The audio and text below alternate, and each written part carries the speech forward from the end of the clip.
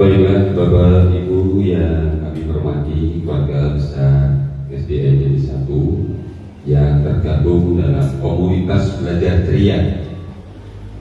Pada kesempatan kali ini kita akan ikuti bersama pemaparan materi, yaitu tentang bagaimana cara kita untuk melestarikan, mengemas budaya tradisional, permainan tradisional, yang mana permainan ini sudah hampir punah karena terlindas oleh kemajuan zaman, yang mana anak-anak sudah banyak,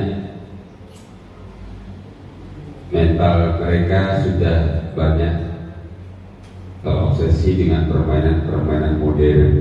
Namun kita sebagai seorang guru berkewajiban untuk melestarikan nilai-nilai budaya yang ada.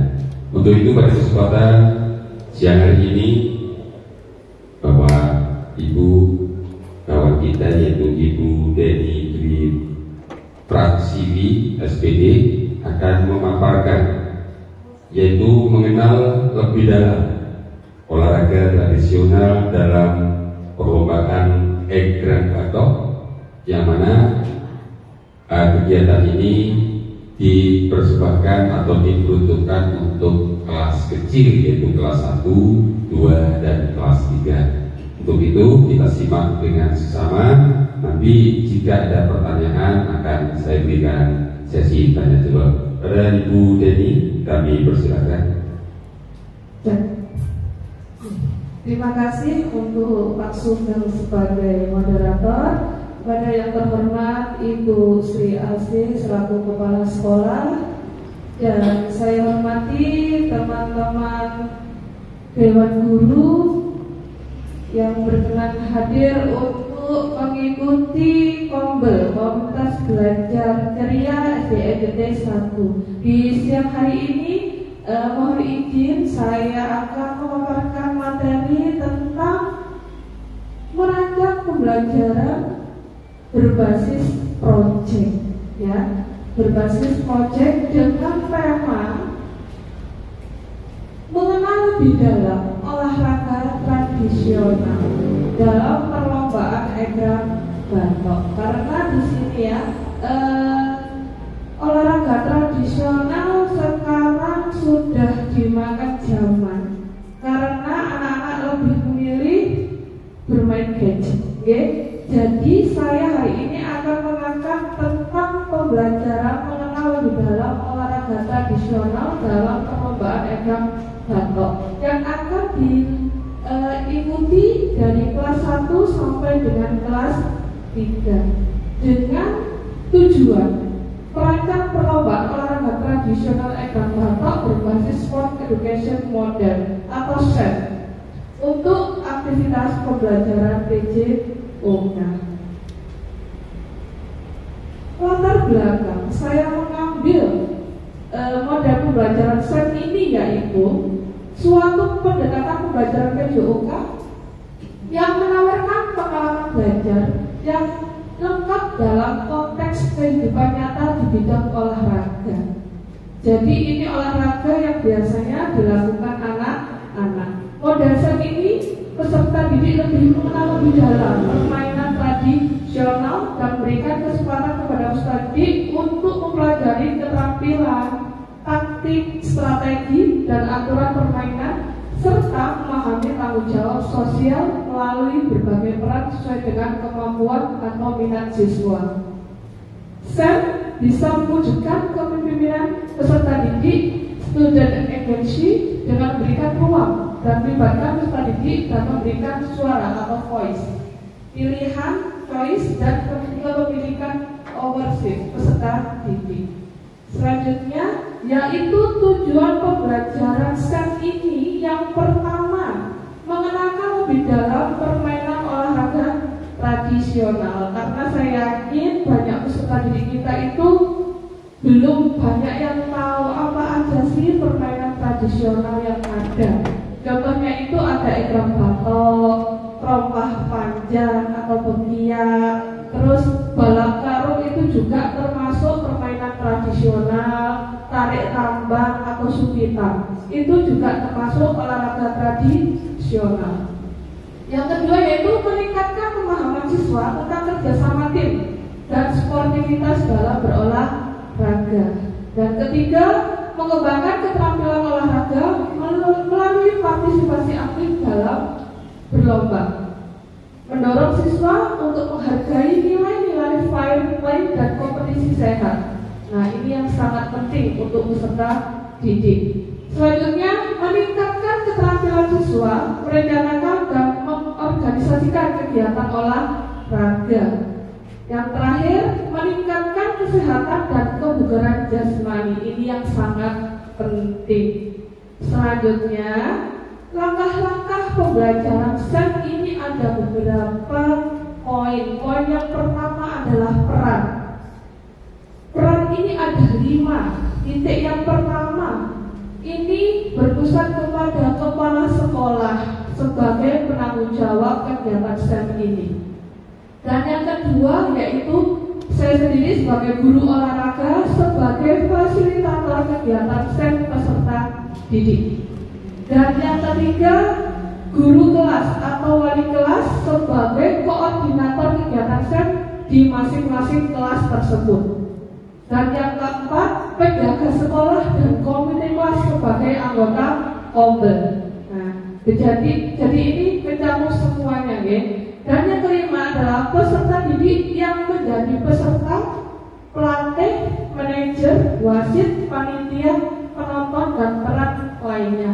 Di sini itu untuk kegiatan STEM ini yang berperan penting itu adalah peserta didik, karena peserta didik bertugas untuk menjadi panitia, ketua panitia, terus nanti wasit, juri, gitu ya, sama merancang pembelajaran STEM ini nantinya. Selanjutnya yaitu pelaksanaan perlombaan STEM Egrang Batok yang insya Allah akan saya laksanakan pada setelah ujian semester. Sosialisasi saya laksanakan tanggal 28 November hari ini. Diagnostis awalnya tanggal 29 sampai 30 November. Persiapan pertandingan hari ini ya. Dan umpan balik dan evaluasi tanggal 1 sampai dengan 4 Desember. Pelaksanaan perlombaan akan saya laksanakan insya Allah tanggal 14 Desember di hari Sabtu. Dan perayaan musim, nah ini puncaknya itu di tanggal 14 Desember. Capaian untuk pembelajaran STEM ini ada 5. Yang pertama yaitu pemahaman tentang olahraga tradisional. Kembali lagi ya, memang banyak peserta didik mungkin masih belum tahu apa itu tadi olahraga tradisional. Dan olahraga tradisional ini sekarang sudah dilombakan di mancanegara. Banyak sekali, contohnya itu dagongan, itu sekarang lagi tren. Terus yang kedua, pengembangan atau peningkatan kemampuan skill dalam permainan tradisional Egrang Batok. Karena di sini permainan Egrang Batok itu membutuhkan skill ya, tangan, kaki. Bagaimana caranya melangkahkan kaki dengan menggunakan kedua tangan, menggunakan tali. Yang ketiga, permainan taktis Egrang Batok. Yang keempat, sportivitas dan kerjasama tim. Jadi ini nanti rencananya permainan Egrang Batok ini estafet.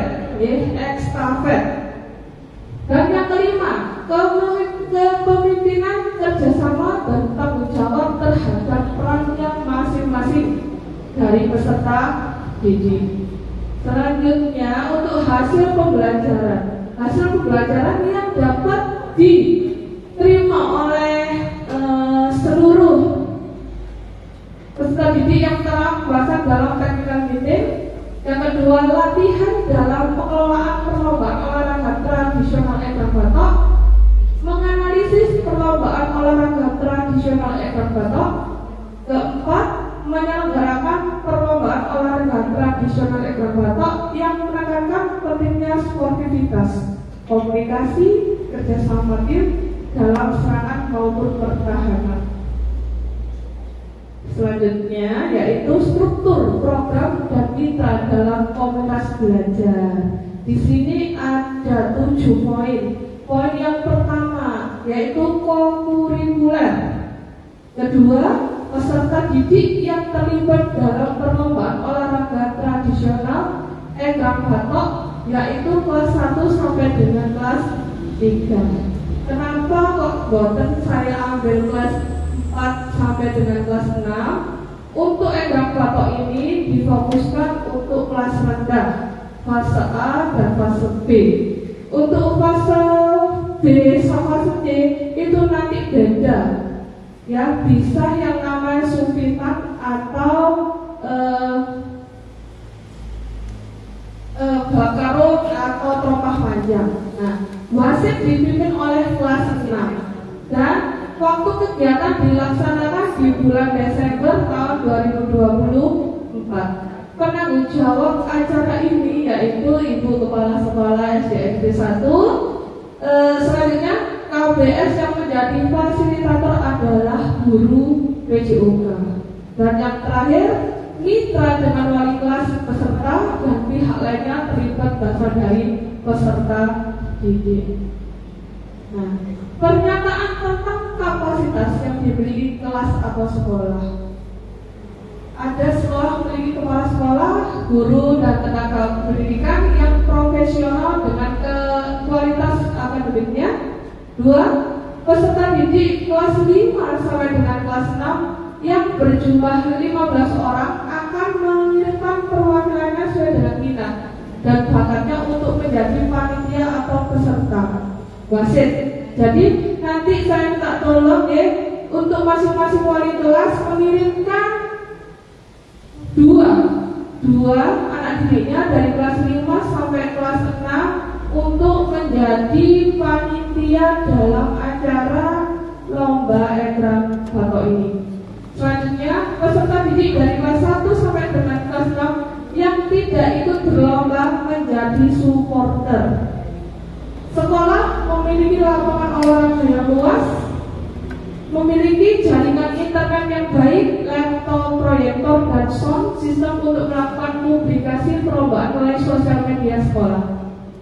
Sarana dan alat yang terjangkau untuk melaksanakan perlombaan olahraga tradisional Egrang Batok ini. Karena saya menggunakan fasilitas yang ada ya, di sini sudah ada lapangan yang luar biasa bagus, luas, dan juga punya inventaris untuk Egrang Batok. Jadi saya menggunakan fasilitas yang ada. Itu. Selanjutnya rencana evaluasi apa selanjutnya untuk kegiatan SEF ini. Tujuan pembelajaran yang pertama yaitu guru beserta peserta didik meninjau bersama apakah tujuan pembelajaran dalam SEF yang ditetapkan telah tercapai atau belum. Dan yang kedua, guru mengevaluasi kemajuan belajar peserta didik dalam mengembangkan keterampilan olahraga, pemahaman taktik, kolaborasi tim, dan sikap sportif sesuai dengan peran yang diambilnya. Dan yang penting yaitu umpan balik peserta didik. Kira-kira bisa dapat apa aja ya kira-kira. Nah, umpan baliknya terhadap pengalaman mereka dalam pembelajaran SEM. Umpan balik dapat diberikan selama proses pembelajaran maupun pada akhir musim. Refleksi guru. Guru bersama dengan rekan sejawat melakukan refleksi terhadap perencanaan, pelaksanaan, dan pengelolaan SEM dalam pembelajaran PJOK. Jadi nanti kita berkolaborasi ya Bapak Ibu, wali kelas, kepala sekolah, dan guru PJOK akan berkolaborasi beserta siswa. Selanjutnya, keberhasilan kemudian ditinjau dari aspek-aspek seperti perencanaan musim, pengajaran keterampilan olahraga, kolaboratif, dan pengembangan sikap SEM ini. Jadi nanti untuk pembelajaran atau pengenalan olahraga tradisional ini tidak berhenti pada kegiatan di bulan Agustus, tapi nanti ada beberapa kegiatan yang akan terus dilaksanakan ke depannya. Selanjutnya, evaluasi kinerja tim, mengawasi kolaborasi, kerjasama, dan kinerja tim dalam SEM apakah sudah efektif atau belum. Mengevaluasi bagaimana mengelola kelas, pembelajaran dan menjaga peserta didik tetap terlibat dalam aktivitas sesuai dengan perannya. Dan yang terakhir yaitu guru meninjau penerapan konsep fair play dan sikap sportif selama pelaksanaan SEM. Oke, kemungkinan tantangan yang akan saya hadapi dan peserta didik.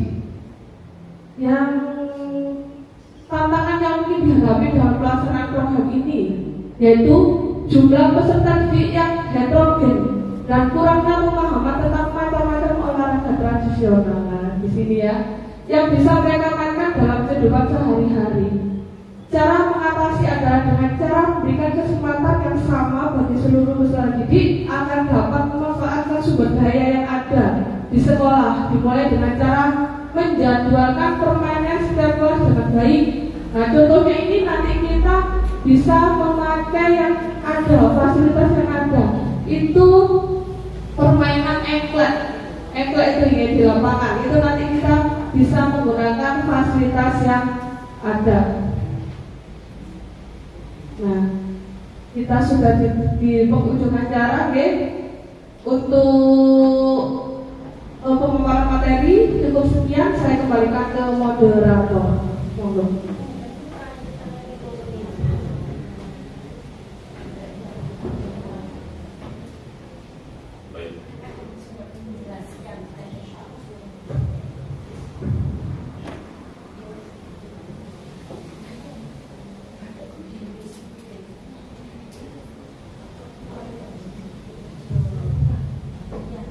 Baiklah Bapak Ibu, sebelum saya lanjutkan bisa kasih aplaus untuk Bu Deni. Terima kasih, luar biasa dari paparan beliau tentang mengenal lebih dalam tentang olahraga egrang batok.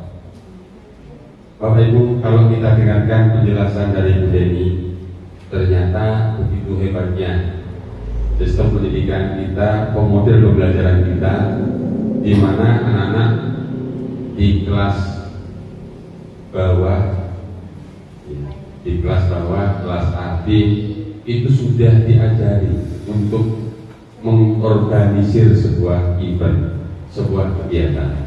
Guru sebagai fasilitator, mungkin secara teoritisnya, tekniknya, dan sebagainya.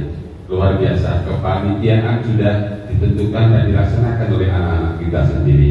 Baik, Bapak Ibu, tadi sudah cukup jelas yang beliau sampaikan, namun tidak menutup kemungkinan di antara kita masih ada hal-hal yang perlu ditanyakan berkaitan dengan kegiatan olahraga tradisional yaitu egrang batok dan cara mengorganisir anak-anak kita. Monggo kami persilakan untuk Bapak Ibu.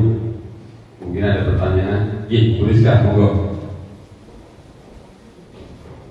Terima kasih untuk waktu yang diberikan kepada saya. Nah, sebelumnya sudah dipaparkan oleh Bu Deni tentang model SEM dalam permainan tradisional terutama egrang. Nah, untuk setiap tim atau regu yang terdiri dari berapa anak dalam permainan tradisional egrang ini, dan tentunya di setiap kelas itu mengirimkan berapa tim? Itu saja.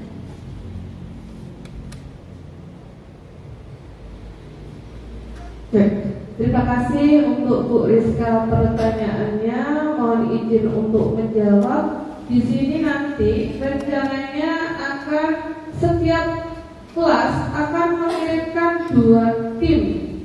Masing-masing tim terdiri dari 3 orang. Ya, tim putra 3 orang dan tim putri 3 orang.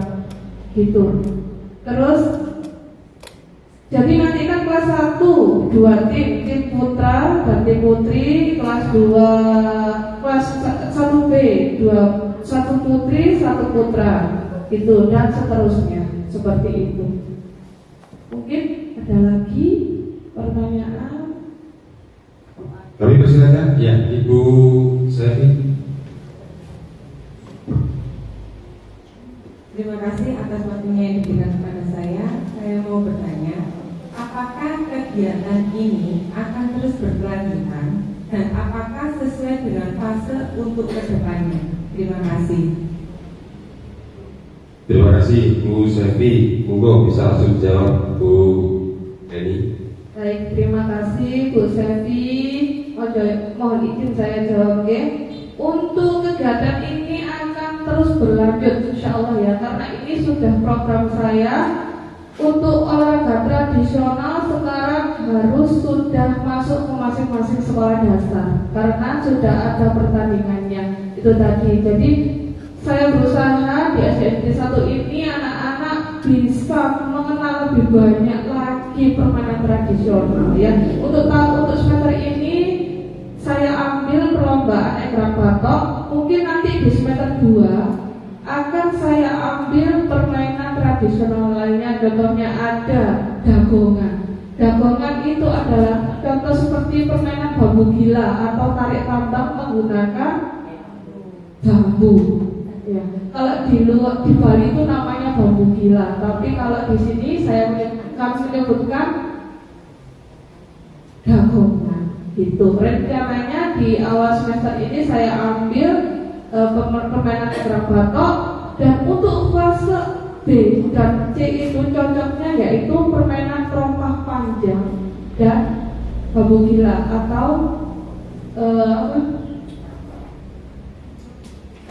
gombak sodor juga itu termasuk nanti rencana saya di planning kegiatan selanjutnya seperti itu. Demikian Bu Sevi, jelas Bu? Iya, jadi mohon izin bertanya Bu Deni. Tadi kalau kita lihat klasifikasi permainan tradisional itu mulai kelas bawah dan kelas atas ada. Namun untuk kelas bawah dan kelas atas tentunya perlu dipertimbangkan faktor keselamatannya, faktor lain-lainnya, sehingga olahraga itu sudah sesuai dengan klasifikasi usia anak, begitu ya, Bu Deni ya? Betul Pak Sugeng, karena nanti kita di sini alhamdulillah ya di SD NJT 1 ini saya difasilitasi luar biasa. Lapangan ada 2 ya, lapangan ini cocoknya untuk egrang batok ya, terus gombak sodor juga oke. Dan nanti seumpama kita ada gombak sodor atau terompah panjang atau bambu gila bisa menggunakan fasilitas yang ada sepak bola itu. Jadi alhamdulillah saya di sini semua fasilitas sudah ada. Tinggal kita bagaimana caranya menggunakan fasilitas itu. Terima kasih Bu Deni, kasih tepuk tangan aplaus untuk Bu Deni. Dan rupanya kita tinggal membantu Bapak Ibu ya. Semuanya tidak akan berjalan dengan baik manakala kita tidak ada kerjasama di antara guru olahraga PJOK dan bersama dengan wali kelas atau guru kelas masing-masing. Demikian pertemuan kita pada kesempatan siang hari ini.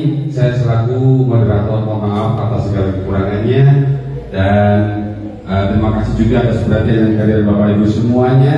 Selamat bertugas, selamat menjalankan kewajiban. Semoga Allah meridhoi niat baik kita untuk mengantarkan anak-anak kita untuk lebih maju di tahun mendatang. Terima kasih. Assalamualaikum warahmatullahi wabarakatuh.